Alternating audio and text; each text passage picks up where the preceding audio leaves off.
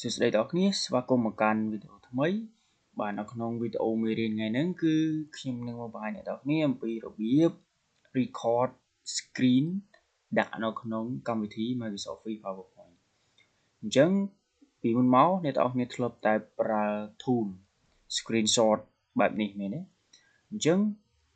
ការដែល screenshot បែបនេះគឺយើង screenshot បានតែជាលក្ខណៈរូបភាពដើម្បីដាក់ចូលទៅក្នុងកម្មវិធី PowerPointក៏ប៉ុន្តែនៅក្នុងថ្ងៃនេះខ្ញុំនឹងមកបង្ហាញអ្នកនរគ្នាអំពី record screen ជាលក្ខណៈវីដេអូដើម្បីដាក់នៅក្នុងកម្មវិធី PowerPoint ជាដំបូងអ្នកនរគ្នាត្រូវចូលទៅកាន់ PowerPoint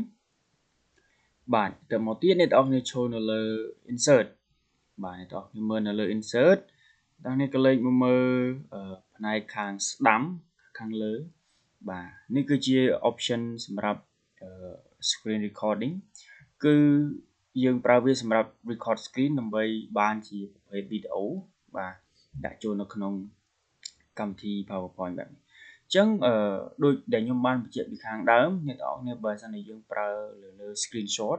មានន័យថាយើងបានតែជារូបភាពទេតែបើសិនជាយើងប្រើនៅលើ screen recording មានន័យថាយើងបានជាប្រភេទវីដេអូ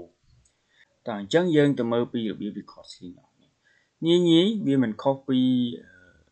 ការដែលយើងប្រើ screenshot ប៉ុន្មានទេគាត់ថា screenshot យើងបានជារូបភាព screen recording នេះយើងបានជាវីដេអូអញ្ចឹងយើងចាប់ផ្ដើមចុចមកបាទយើងចាប់ផ្ដើមចុចនៅពេលដែលយើងចាប់ផ្ដើមចុចគឺនៅក្នុងនោះមាន screen area មាន audio មាន record pointer មានអីអាចកំណត់ទៅតាមហ្នឹងហើយយើងចាប់ផ្ដើមចុច record ឲ្យយើងទៅអូខេ sorry បាទយើងចាប់ផ្ដើមចុច record ឲ្យយើងទៅយើងចាប់ផ្ដើមទាញបែបនេះមកបាទយើងចាប់ដើមទាញបែបហ្នឹងចង់បាន full screen យើងទាញឲ្យដល់មកវាលុត full screen ចង់បានប៉ុណ្ណា screen ប៉ុណ្ណាយើង record យកប៉ុណ្្នឹងទៅអូខេនៅក្នុងកន្លែង select record នៅក្នុង audio អ្នកនរគ្នាចង់ថតជាសំឡេងដាក់ audio នៅក្នុងនឹងក៏បានឬ record pointer ហ្នឹងហើយយើងចាប់ដើមចុច record មកស្អីបាទវានឹង load នីតិឲ្យយើងតែមកទៀតនៅក្នុងកន្លែងនេះឃើញវិនាទីនឹងដើរហើយយើងអាចចាប់ដើម record screen របស់យើងបានហើយយើងអាចដំណើរការបានហើយអញ្ចឹងនៅពេលដែលយើងចង់ stop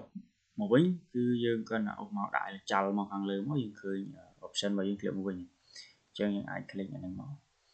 ទៅពីយើងបានហើយពេលទៅយើង click ហើយគឺវីដេអូដែលយើងបាន record គឺវា load ចូលមកក្នុង slide របស់យើងហើយអញ្ចឹងមកថាយើងចង់មើលអាចចុច play មើលទៅតែមកទៀតនៅក្នុងកន្លែងនេះគឺយើងវិនាទីនឹងដើរហើយយើងអាចចាប់ដើម record screen របស់យើងបានហើយអាចដំណើរការ